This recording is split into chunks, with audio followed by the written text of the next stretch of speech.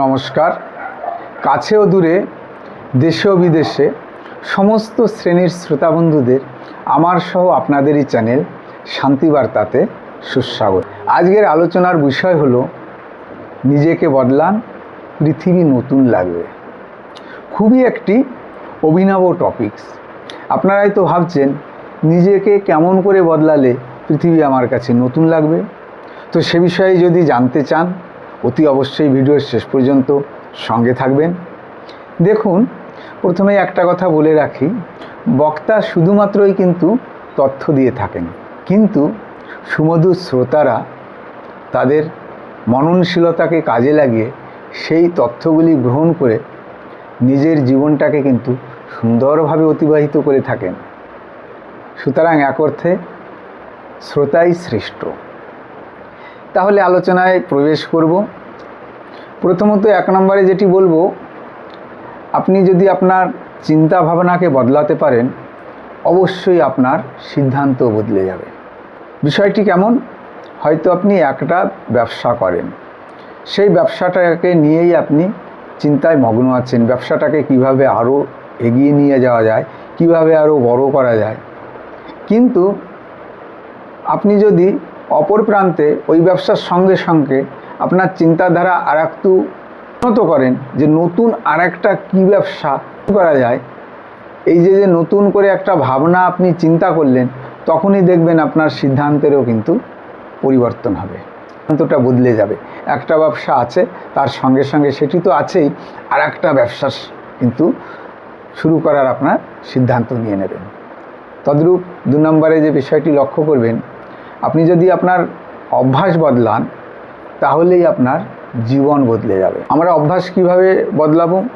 আমাদের কাজের মাধ্যমে নিজের সময়টাকে বেশি বেশি কাজে বিনিয়োগ করতে হবে। আমাদের অনেকেরই এমন বদাভ্যাস থাকে যে অনেক বেলা পর্যন্ত ঘুমিয়ে থাকা।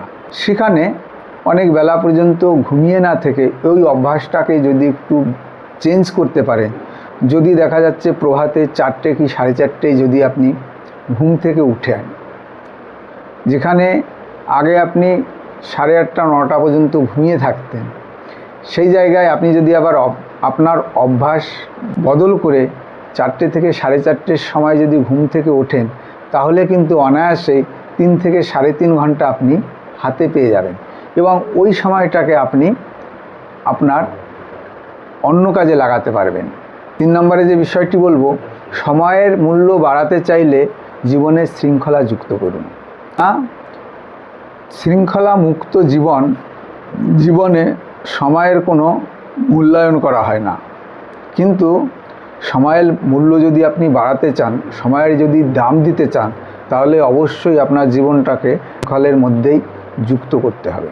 4 নম্বরে যে বিষয়টি বলবো, আত্মনিয়ন্ত্রণ এলেই কিন্তু আপনি সম্মান পাবেন। আপনি যদি আত্মনিয়ন্ত্রণ করতে না পারেন, তাহলে সমাজ সংসারে কেউ কিন্তু আপনাকে সম্মান করবেন না। 5 নম্বরে যে বিষয়টি বলবো, যদি আপনার শেখার আগ্রহ বাড়ে, তবেই দেখবেন অনেক সুন্দর সুযোগ আসবে। বিষয়টা একটু বিস্তারিতভাবে বলি। আপনি একটা চাকরি বা জবের সঙ্গে যুক্ত আছেন, কিন্তু সেই কাজের যে দক্ষতা বা স্কিল প্রয়োজন, সেটি তো আপনার কাছে গচ্ছিত আছেই। তাছাড়াও অন্য অনেক দক্ষতায় আপনি, অনেক নতুন স্কিলে আপনি পারদর্শী। সুতরাং আপনার ভেতরে যেহেতু নতুন কোনো কাজের আরও বেশি বেশি স্কিল আছে, দক্ষতা আছে, অনেক প্রকারের সুবিধা কিন্তু আপনার সামনে উপস্থিত হবে। সুযোগগুলি কাজে লাগিয়ে আপনি আপনাকে আরও অর্থনৈতিক দিক দিয়ে উন্নত থেকে উন্নততর করতে পারেন। আপনার মধ্যে যদি শেখার আগ্রহ থাকে, তবেই দেখবেন অনেক সুযোগ আসবে। 4 নম্বরে যে বিষয়টি বলবো, নেতিবাচকতা ছাড়তে হবে। নেতিবাচকতা বা নেগেটিভিটি আমাদের মনন শক্তিকে ব্যাহত তো করেই, তাছাড়া শারীরিক শক্তিকেও একদম রুগ্ন করে দেয়। সুতরাং নেতিবাচকতা ছাড়তে হবে। 7 নম্বরে যে বিষয়টি বলবো, সেটি হলো আপনার লক্ষ্য সংকল্প অটুট থাকলে আপনি এগিয়ে যেতে সক্ষম হবেন। যে কোনো কর্মে নিজেকে, আপনি যে কোনো কর্মে যদি নিয়োগ করেন, তাহলে অতি অবশ্যই লক্ষ্যর ও আপনার সংকল্প অটুট থাকতে হবে। এবং লক্ষ্য সংকল্প যদি অটুট থাকে, তাহলে অতি অবশ্যই আপনি সক্ষমতার সঙ্গে এগিয়ে যেতে পারবেন এবং আপনি আপনার লক্ষ্যমাত্রায় পৌঁছাতে পারবেন। 9 নম্বরে যে বিষয়টি বলবো সেটি হচ্ছে মনের মধ্যে দায়িত্ব, সঠিক চিন্তা চেতনা নিয়ে আসুন, দেখবেন স্বপ্ন খুব সহজে সফল হয়ে যাবে। এই অর্থে একটু বিস্তারিতভাবে না বললেই নয়, আমরা প্রথমে মনে মনে একটা প্ল্যান করি, একটা স্বপ্ন দেখি, কিন্তু আমাদের চিন্তা চেতনার অভাবের কারণে বা নিজের দক্ষতা মননশীলতার অভাবের কারণে সেই স্বপ্ন স্বপ্নই থেকে যায়। নিজের সঠিক দক্ষতা এবং শ্রম দিয়ে সেই স্বপ্নকে সফল করার চেষ্টা করতে হবে। সেখানে কোনো সাময়িক বাধায় পিছিয়ে আসলে কিন্তু চলবে না এবং নিজেকে নিজে উদ্যমতার সঙ্গে সেই কাজটি সঠিকভাবে সুসম্পন্ন করতে হবে। পরিশেষে 10 নম্বরে যে বিষয়টি বলবো, আপনি নিজেকে জিতলেই দেখবেন দুনিয়া আপনি বদলে গেছে। আপনি আপনার মনোনিবেশের মাধ্যমে নিজের স্কিল ও দক্ষতাকে শারীরিক কঠোর পরিশ্রমের মাধ্যমে কিন্তু নিজেই নিজেকে বদলাতে পারেন এবং আপনি যখনই নিজেকে অর্থনৈতিক দিকে স্বাবলম্বী করে ফেলবেন, নিজেকে বদলে ফেলবেন অর্থনৈতিক দিক দিয়ে, তখনই দেখবেন সব কিছুই আপনার কাছে, শুধু পৃথিবী নয়, সমস্ত কিছুই নতুন লাগবে। সুতরাং নিজের স্কিলকে, নিজের দক্ষতাকে এবং পরিশ্রমকে সময়ের সঙ্গে সঙ্গে কাজে লাগিয়ে আপনি আপনাকে বদলাতে সক্ষম হবেন। তাহলেই দেখবেন সমস্ত কিছুই নতুন লাগবে।